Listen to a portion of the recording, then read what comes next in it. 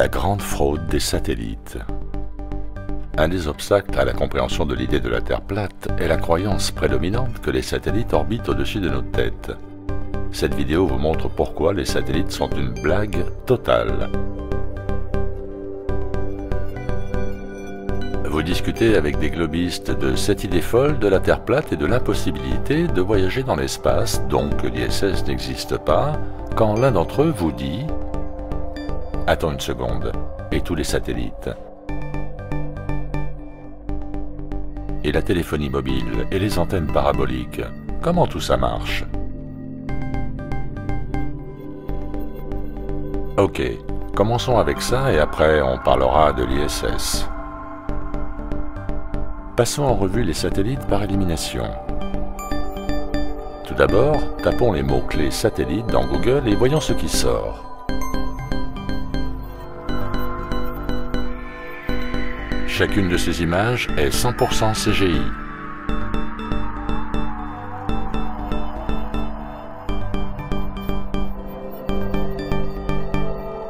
Pas une seule vraie photo de vrai satellite en orbite, nulle part.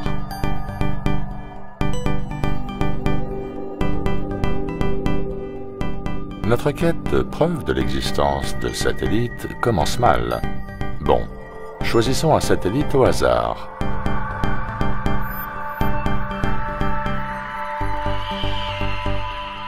Voici SSOT, un de ces soi-disant 4000 satellites en orbite. SSOT est la propriété du Chili et renvoie des images vers la Terre. Enfin, c'est ce qu'on nous dit. La meilleure preuve que nous puissions avoir est la vidéo de la salle de contrôle du lancement.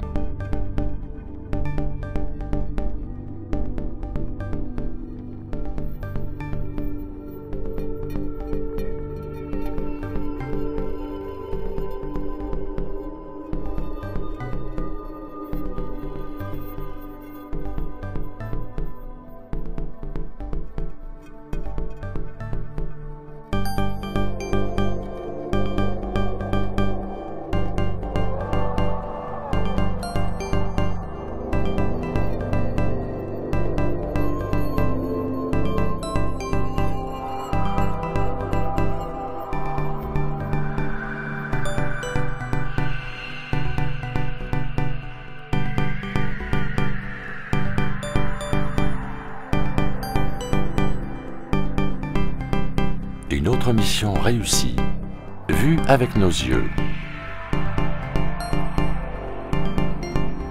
Sauf que ce sont toujours des images générées par ordinateur.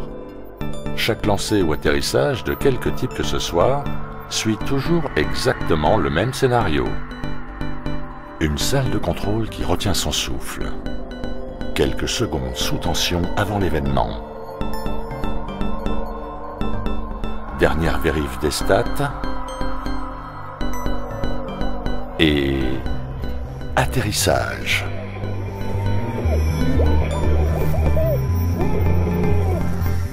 Atterrissage réussi, ainsi que la fraude immense à coût de milliards de dollars perpétrée sur le dos des peuples de ce monde.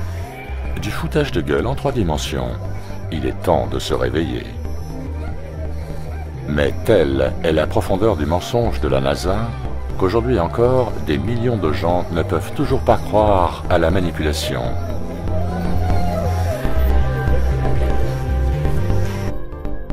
La seule preuve que nous ayons de l'existence des satellites, en dehors de ce que la NASA nous dit, réside dans l'existence des téléphones mobiles, des antennes paraboliques, des systèmes de navigation embarqués et bien sûr de Google Maps. Donc c'est plus qu'il n'en faut, n'est-ce pas? Eh bien non. Et voilà pourquoi.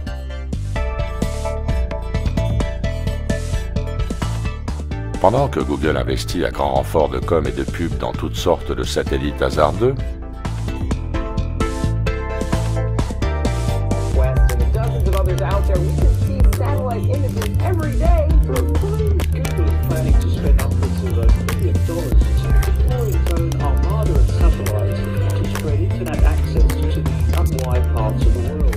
et que par conséquent tout le monde croit à leur utilisation, cette entreprise réalise des travaux beaucoup plus terre-à-terre, exigés par la délivrance d'une technologie de communication planétaire sans faille. Technologie qui se trouve sur Terre et qui nous permet de communiquer avec n'importe qui, n'importe où, en un instant. Cette technologie s'appelle le câblage sous-marin. Des milliers et des milliers de kilomètres de câbles très coûteux posés sur le fond des océans, transportant les données. Des câbles qui connectent chaque continent entre eux, nous autorisant la communication instantanée que nous aimons tant. Un câblage au coût exorbitant, financé par toutes les grandes entreprises télécom et Internet du monde entier.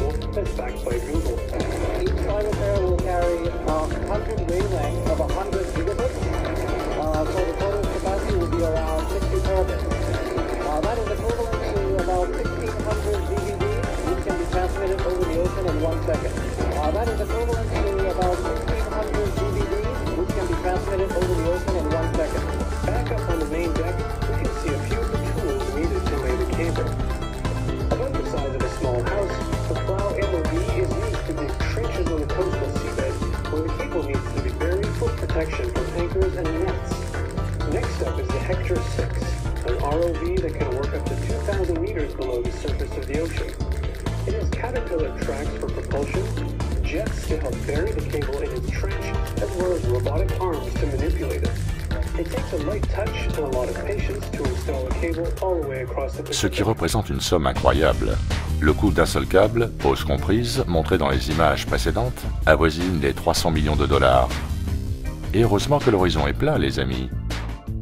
Ce processus de câblage est décrit comme lent, fastidieux et coûteux, ce qui n'empêche pas 99% des données mondiales d'être transmises par ces câbles posés au fond des océans. En fait, c'est 100%, mais laissons 1% dans le domaine des satellites, inutilisables. Si la communication satellitaire est si efficace, pourquoi Google dépense autant d'argent pour creuser des tranchées au fond des océans? Parce que s'il y avait un autre moyen, je vous fiche mon billet que ces types s'arrêteraient de creuser immédiatement. Mais il n'existe aucun autre moyen. Donc il leur faut continuer le financement de ces intenses et dispendieux travaux, car ils savent très bien qu'il n'y a pas de plan B. Ils savent parfaitement que la communication par satellite n'existe pas. Et mon antenne parabolique alors? Ok, expliquons-le, et ensuite on s'occupera de la station spatiale. D'abord, une courte explication de la manière dont une antenne parabolique est censée fonctionner.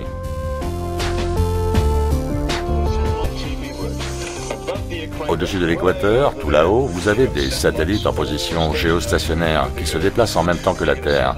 Et vous avez une antenne parabolique comme celle-ci, sur laquelle le signal envoyé par le satellite depuis le ciel rebondit ici pour se diriger là, sur le capteur de signal, qu'il envoie au compteur satellite, puis au récepteur satellite, juste là.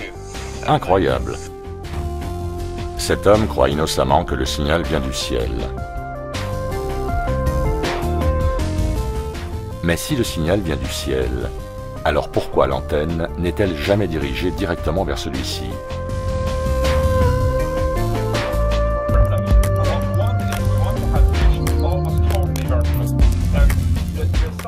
Celle-ci est quasiment à la verticale, donc bien sûr elle pointe vers le ciel.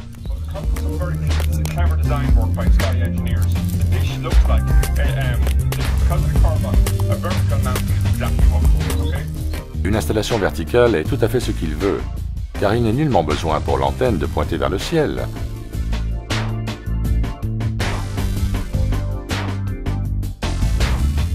Il lui suffit de pointer vers une de ces milliers après milliers de stations de relais réparties sur toute la Terre et relayant les signaux TV et radio. Néanmoins, cet individu croit véritablement qu'un concept particulièrement intelligent lui permet de ne pas diriger son antenne vers le ciel.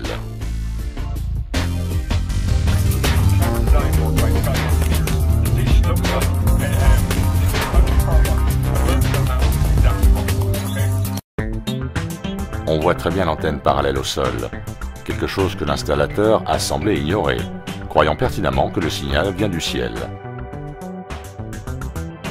Cette croyance erronée de réception d'un signal entrant provenant d'un satellite est renforcée par le prétexte de son champ magnétique.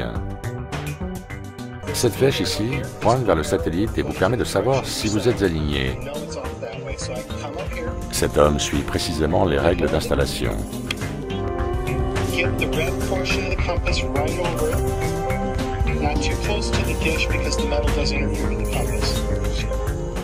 Il est complètement impliqué dans le rituel de l'installation d'une antenne parabolique et de toutes ses règles, qui n'ont que pour objectif de rendre confuse sa compréhension, ce qui de fait en complique la critique sur sa réalité.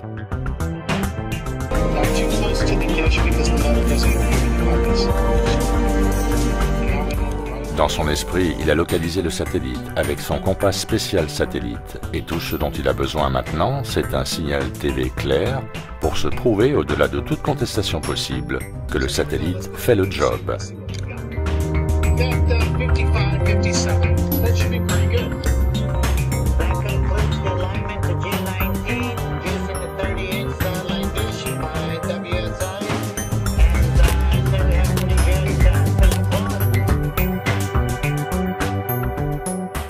Le satellite peut alors maintenant jeter son sort amadouant.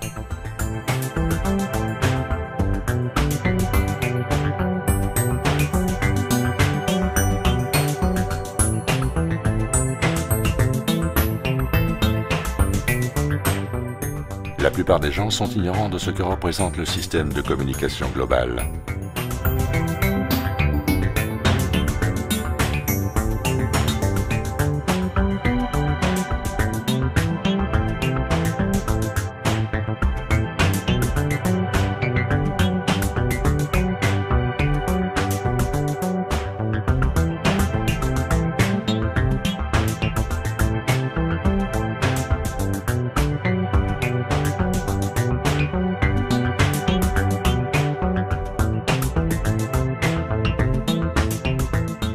Et que notre soi-disant système de navigation satellite passe par des relais terriens et arrive dans vos voitures, dans vos téléphones, dans vos radios, dans vos télévisions.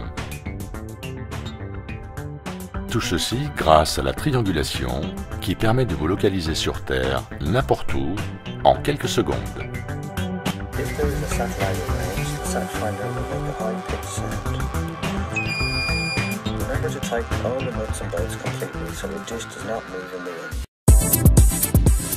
L'idéologie du satellite est maintenant solidement en place.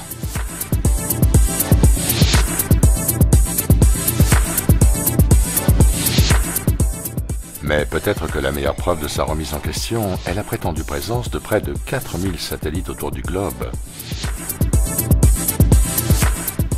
Et de toutes les images de la Terre qu'ils sont censés nous renvoyer. Des satellites dont nous pourrions espérer en apercevoir un ou deux en orbite autour de la Terre.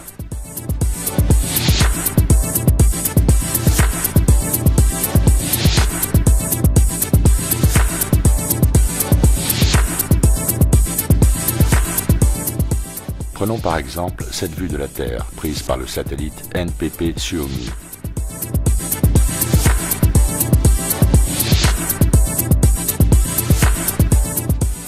Pas un seul satellite,